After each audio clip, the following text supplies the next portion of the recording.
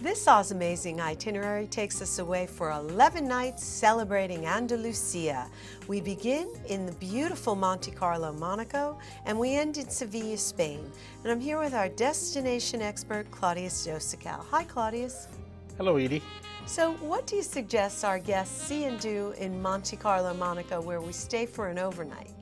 Our ship will, as you know, will be located a very convenient walking distance to the center of Monte Carlo, so you can actually take an easy stroll over to the casino, have some ice cream, or in front of the casino, as you know, there's the cafe. They can sit around and have a Campari or a glass of rosé wine.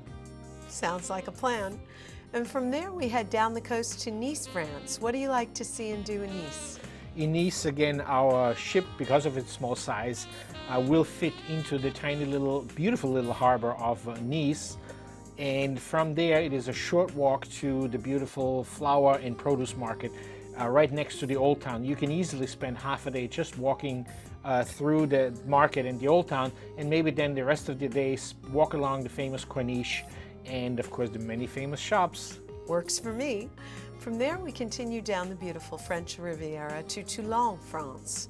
What do you suggest our guests see and do there?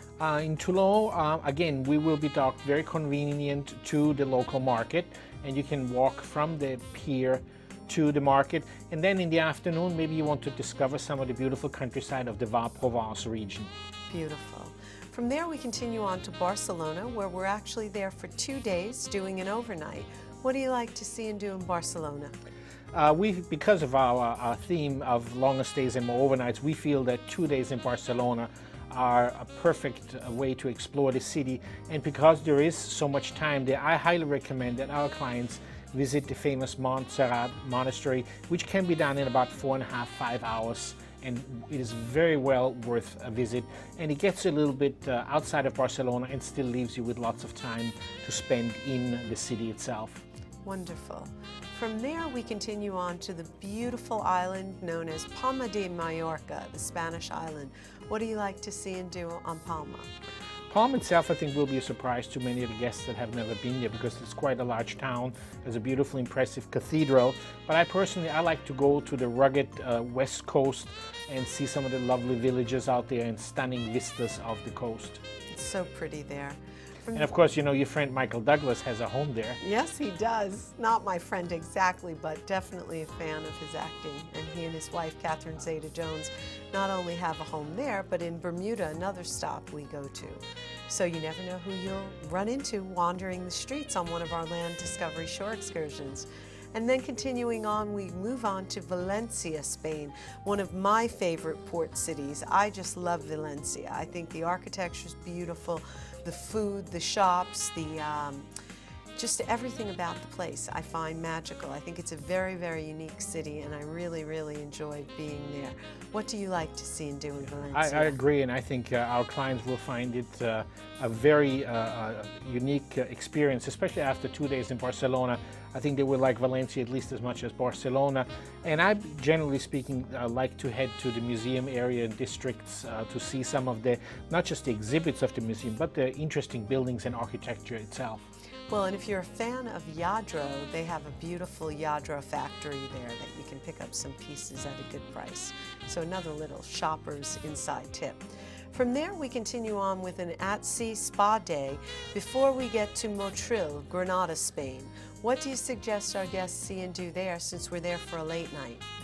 In Motril itself, there is not a whole lot to see. It's a charming city that sits back just a little bit from the port. We will be offering a shuttle bus to Motril itself, where guests can do some shopping. But the main reason we stay such a long time in Motril is really to give our guests the opportunity to spend a long day in the wonderful city of Granada, which is located only an hour's drive on a modern new highway, very, very scenic drive.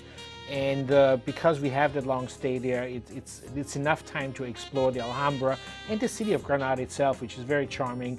Take in a lunch and then maybe try some of the famous wine of the region. But as I said, it's a wonderful day to just go and spend in Granada.